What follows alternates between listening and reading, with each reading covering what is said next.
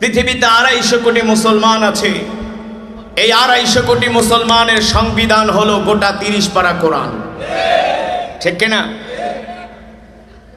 আজকে যদি আমরা আল্লাহর কোরআনের আইন আল্লাহর জমিনে বাস্তবায়ন করতে পারতাম, তাহলে আমাদের 5 বছরের শিশু ধর্ষণ হতো না। যদি আমরা আল্লাহর কোরআনের আইন সংসদ থেকে পাস করতে পারতাম, তাহলে সরকারি ইঞ্জিনিয়ার প্রকৌশলীরা জনগণকে রডের বদলে বাঁশ দিতে পারতো না, ঠিক কিনা? কোরআনের আইন দিয়া রাষ্ট্র চালাইবা না, বাঁশ তো খাইবাই, বাঁশ তো খাবাই। কোরআনের আইন দিয়ে রাষ্ট্র পরিচালনা করো, এই জমিনে কোনো অশান্তি থাকবে না, দুর্নীতি থাকবে না। থাকবে? আল্লাহ রসুল কোরআন দিয়া মদিনা শাসন করেছিলেন, কথা বলেন, করেননি? আল্লাহ রসুল তার জামানায় মদিনায় কোনোদিন কেউ বলতে পারবে না, আল্লাহ রসুল যতদিন মদিনার প্রেসিডেন্ট ছিলেন, মদিনার কোনো মানুষ রাত্রবেলা না খায়া ঘুমায় নাই। কেউ রাতারাতি আঙ্গুল ফুলে কলা গাছ হয় নাই।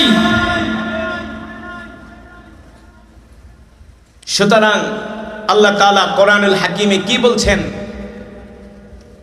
ওয়ালাউ আন্না আহলাল কুরা আমানু ওয়াত্তাকাউ লাফাতাহনা আলাইহিম বারাকাতিম মিনাস সামাই ওয়াল আরদ। আল্লাহ রাব্বুল আলামিন কোরআনুল কারীমের মধ্যে বলছেন, নবী হে আমার দুনিয়ার মানুষদেরকে বলে দেন, আমি আল্লাহ আপনার উপর যে কোরআন নাজিল করেছি, যদি দুনিয়ার মানুষগুলো আমার কোরআন দিয়ে তারা রাষ্ট্র পরিচালনা করত, তাদের সুপ্রিম কোর্ট, হাইকোর্ট, জজ কোর্ট, আইন আদালত, অর্থনীতি, সমাজনীতি, রাষ্ট্রনীতি, পররাষ্ট্রনীতি, যদি তারা কোরআন দিয়া পৃথিবীর প্রতিটা ক্ষেত্রে তারা কোরআন দিয়া শাসন করত, কোরআনের আইন মেনে চলত, আমার হুকুম যদি আমার জমিনে বাস্তবায়ন করত, আমি আল্লাহ আসমান থেকে জমিন থেকে আমি আমার বান্দাদের জন্য বরকত বের করে দিতাম। 2017 সনে আমি হজে গিয়েছিলাম।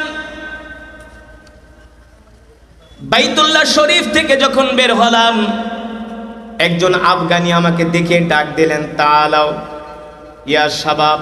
আমি গেলাম, আমাকে প্রশ্ন করলো, আনতা কারি ফি বাঙালি, তুমি কি বাংলাদেশের সেই কারি? আমি বলি নাম।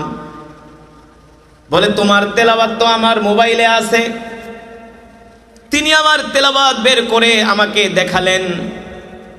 আমি বললাম, তুমি যে তেলাওয়াত শুনছো এই কারি আমি। বলে তোমার তেলাওয়াত আফগানিস্তানের প্রতিটা ঘরে ঘরে প্রতিটা মুসলমান তোমার তেলাওয়াত শোনে। আমি প্রশ্ন করলাম, তুমি কি তালেবান? আনতা মুজাহিদ, তুমি কি মুজাহিদ? বলে নাম। আমি মুজাহিদ, আমার ভাই মুজাহিদ, আমার বাবা মুজাহিদ। তারা আল্লাহর জমিনে আল্লাহর দ্বীন কায়েম করতে যায় শহীদ হয়েছে। তিনি আমাকে তার জামা খুলে দেখালেন, দেখো এই যে আমার শরীরের মধ্যে গুলির দাগ, আমি কয়েকবার আহত হয়েছি। আমি যখন তার এই শরীরের মধ্যে গুলির দাগগুলো দেখলাম, আমার চোখ দিয়ে ঝরঝর করে পানি চলে আসলো।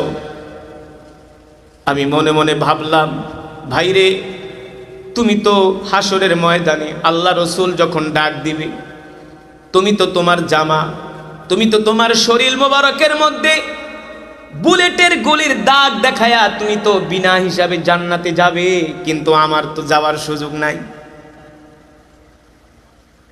আল্লাহ রসুল তো হাসরের ময়দানে উম্মতদেরকে ডাকবে আর বলবে, ইয়া উম্মতি, ইয়া উম্মতি, ও আমার উম্মতেরা তোমরা আসো।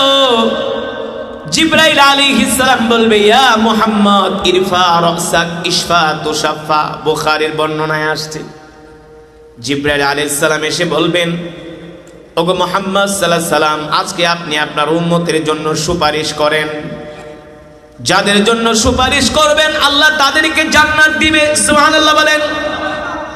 আপনি যাদের জন্য সুপারিশ করবেন আল্লাহ তাআলা তাদেরকে বিনা হিসাবে জান্নাত দিবে।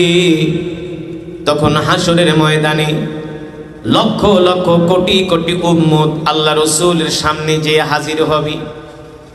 আল্লাহর নবী ডাক দিয়া বলবে, উম্মত, তোমরা নিজেকে আমার উম্মত দাবি করছো। তোমরা যদি আমার উম্মত হতে